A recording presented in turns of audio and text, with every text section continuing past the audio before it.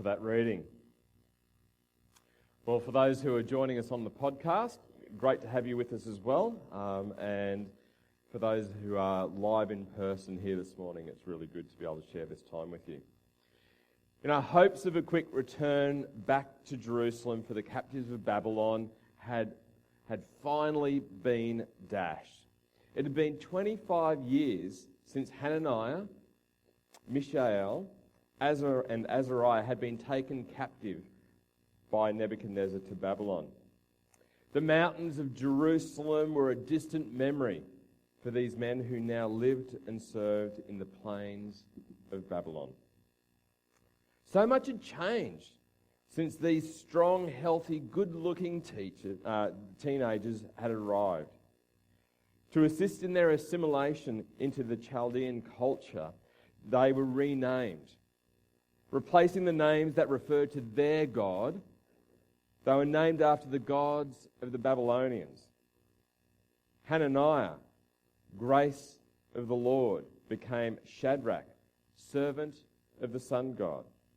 Mishael, who is like God, became Meshach, the goddess of Shach.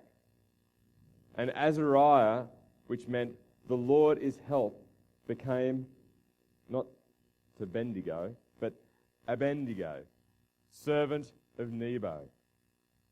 So for 3 years, they had been trained and prepared for the king's service.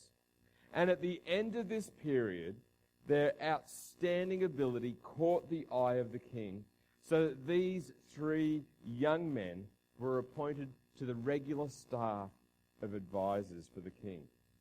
Whenever King Neb called for the boys of Jerusalem, he found their advice surpassed all the other magicians and enchanters of the entire kingdom. After another 5 years of service, there comes word of more captives from another raid on Jerusalem. Of those taken to Babylon was Ezekiel, a 26 or thereabouts year old priest. Now, we don't know whether he knew of Shadrach, Meshach, and Abednego, but we do know that he knew of their good friend Daniel. In fact, it was because of Daniel that Shadrach, Meshach, and Abednego were promoted to be in charge of all the affairs of the province of Babylon.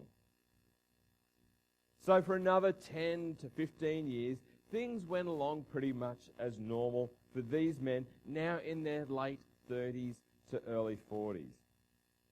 But with King Nebuchadnezzar's sacking of Jerusalem and the removal of all but the poorest of people who were left in the land to tend to the fields and the farms and those sorts of things, the rest were taken back to Babylon.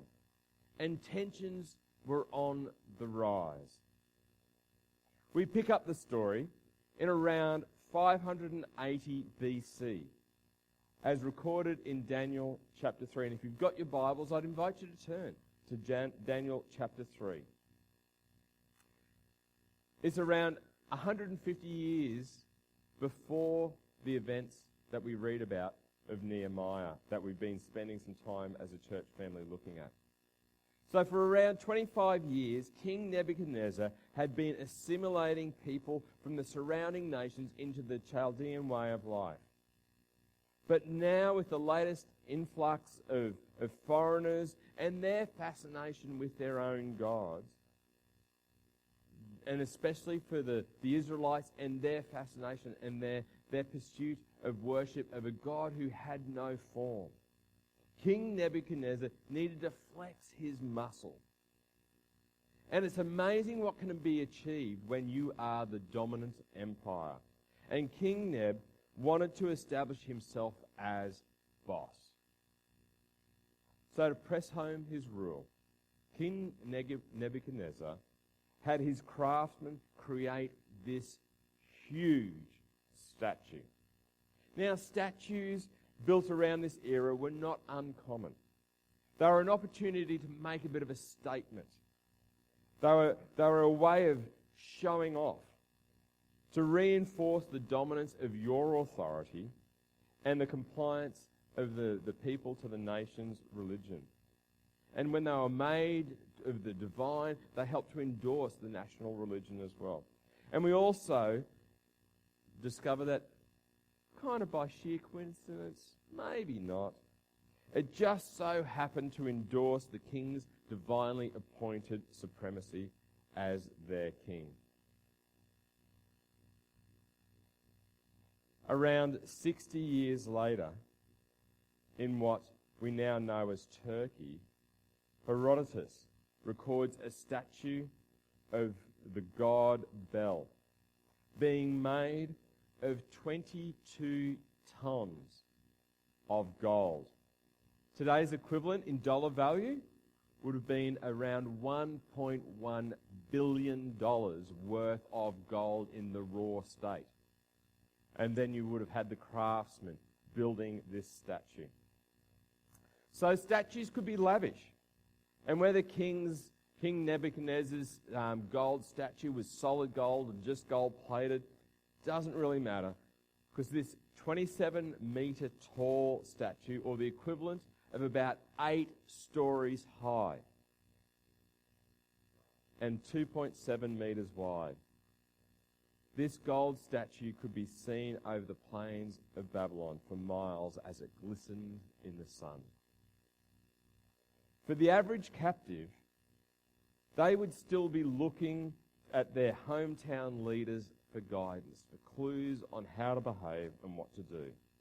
So King Nebuchadnezzar called for all the princes, the prefects, the governors, the advisors, the counselors, the judges, the magistrates, and all the provincial officers to come and to show allegiance to the king by bowing down to the ground in worship of the king and his gold statue. Now, if they still lacked motivation, King Nebuchadnezzar gave them some extra incentive. Just to one side, on the plain of Dura, Neb had his builders make a huge pizza oven, the size of a small building. It was stoked and smoke was rising. And anyone who resisted the king's command would be stripped and thrown into the blazing furnace. Now, a blazing furnace was also not new to King Nebuchadnezzar, and the people of Israel knew about it. In Jeremiah pronounces judgment against the false prophets, citing their fate in the fiery furnace. In Jeremiah chapter 29, verses 20 and 22 through to 22, we read this: "Therefore listen to this message from the Lord, all you captives there in Babylon. This is what the Lord of heaven's armies, the God of Israel, says about your prophets, Ahab, son of Kolaiah, and Zedekiah, son of Maaseiah, who are telling you lies in my name. I will turn them over to Nebuchadnezzar for execution before your eyes. Their terrible fate will become proverbial, so that the Judean exiles will curse somebody by saying, 'May the Lord make you like Zedekiah and Ahab, whom the king of Babylon burned alive.'" So in Daniel 3, when the big band started to play their horns, their flutes, their zithers, their harps, their pipes, and the other instruments, these high-ranking officials bowed down to the gold statue, and King Neb puffed out his chest with pride.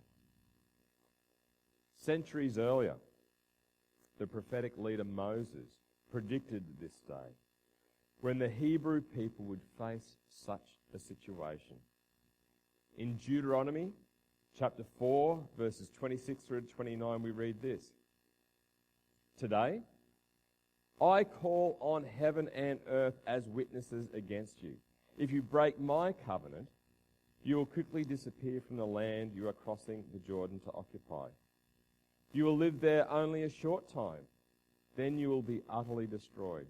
For the Lord will scatter you among the nations where only a few of you will survive. There, in a foreign land, you will worship idols made from wood and stone, gods that neither see, nor hear, nor eat, nor smell. But from there, you will search again for the Lord your God. And if you search for him with all your heart and soul, you will find him. While Shadrach, Meshach, and Abednego failed to catch King Neb's eye with their audacious behaviour, they did not escape the attention of some of the local astrologers.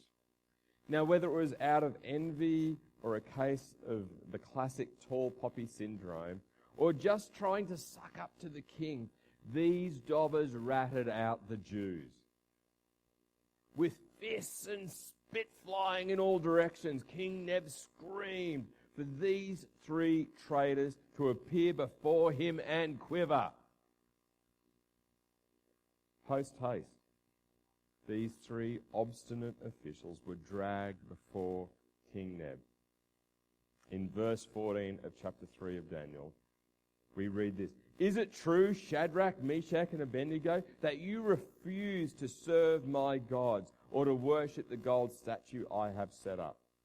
I will give you one more chance to bow down and worship the statue I've made when you hear the sound of the musical instruments. But if you refuse, you will be thrown immediately into the blazing furnace. And then what God will be able to rescue you from my power?" You know, it was interesting to read on the ABC Radio National an article from Andrew West that raised concerns in Australia that religion is the new frontier of workplace discrimination. In Australia, we seek to protect religious freedom, including the freedom to hold no religion. But there can be subtle through to overt pressure to separate our Christian views and values from our everyday life, especially as we see the decline of Christianity in the Australian population. On the slide that we can see there, we can see that over the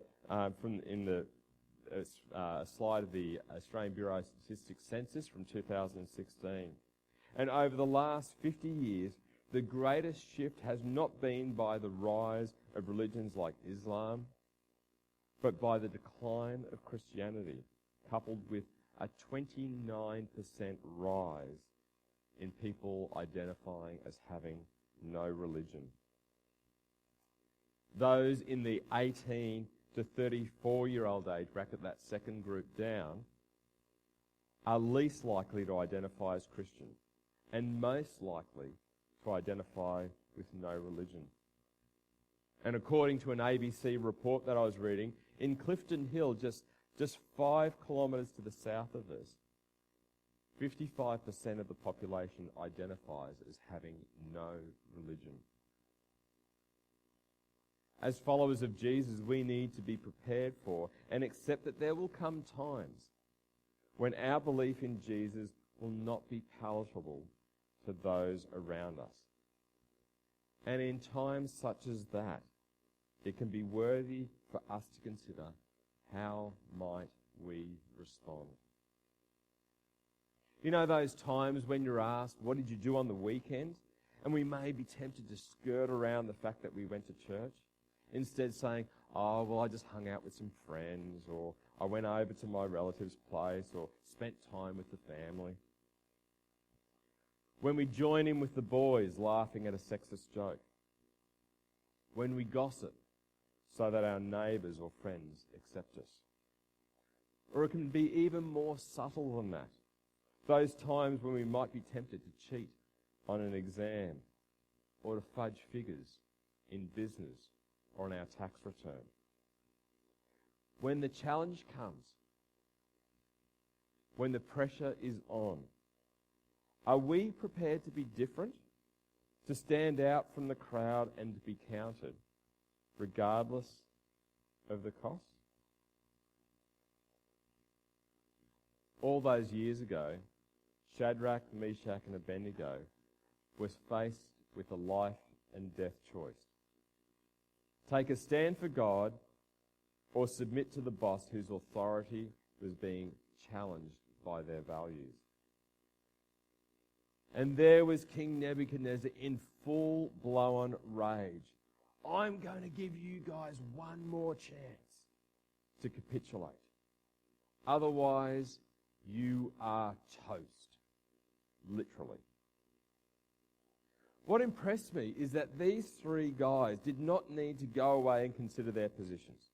They didn't ask for a moment to toss a coin or to play paper, scissors, lizard, Spock, or to make up their minds in some other way. Theirs was a predetermined response. It was an immediate response.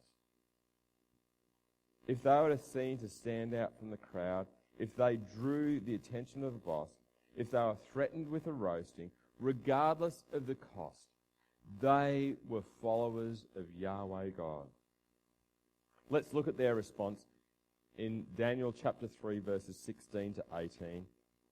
Shadrach, Meshach, and Abednego replied, O Nebuchadnezzar, we do not need to defend ourselves before you. If we are thrown into the blazing furnace, the God whom we serve is able to save us. He will rescue us from your power, your majesty. But even if he doesn't, we want to make it clear to you, your majesty, that we will never serve your gods or worship the gold statue you have set up. As we continue to see a decline in Australia of people identifying themselves as followers of Jesus, we need to decide today whether we, like Shadrach, Meshach, and Abednego, will have a predetermined response when we come under pressure. Are we willing, regardless of the cost, to stand and to be counted as followers of Jesus?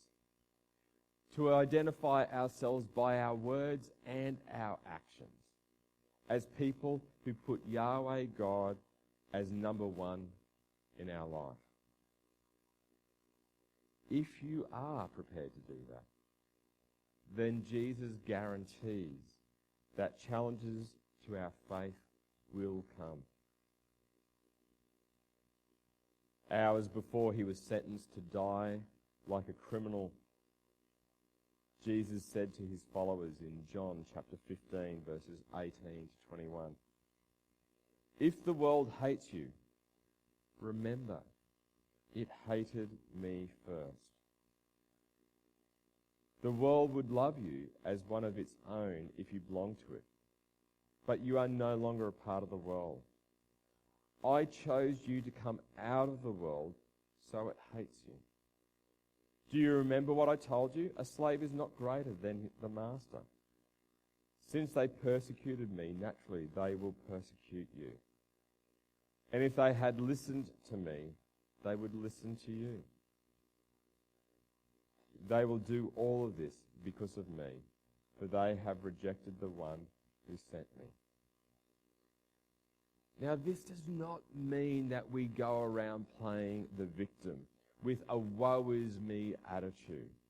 But instead, we, like Shadrach, Meshach, and Abednego, show respect to those in authority, those who have some sort of responsibility over us in whatever capacity, and an even deeper commitment to Jesus.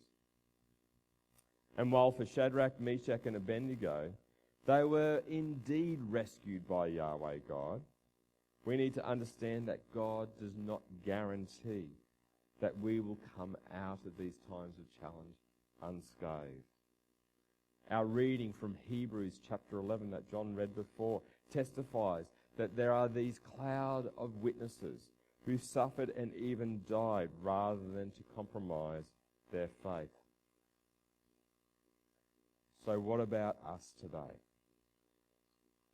Have you ever considered what your response might be When the things around you get a little bit uncomfortable because you're a follower of Jesus? Perhaps for you today, you haven't even made a decision to be a follower of Jesus. It's interesting to note that even Jesus encourages those who are considering following him to have a think about it and to consider the cost that is associated with being a follower of him. Following Jesus is not for the faint-hearted. Jesus does not invite us to follow some safe, domesticated, and even benign religion. Following Jesus should inform and transform every aspect of our life. Once again, today we have an opportunity to respond to the things that we've heard and the example that we've seen in the lives of Shadrach, Meshach, and Abednego, and to consider what God might be saying to us today. So on the slide you can see some questions that I've encouraged us to consider. When you consider the readings and the story of Shadrach, Meshach, and Abednego, what stands out for you? Are there situations where you are being challenged to compromise your following of Jesus? How might you show respect to others while not compromising your faith in Jesus? And when those times of challenge, those opportunities to compromise, to fudge, to do whatever come, what will your predetermined response be? We're going to leave those questions on the screen for a couple of minutes, and Israel's going to come up and just play. And I invite you to spend some time reflecting on those questions and talk with God today about how you would respond. Thanks. God bless you.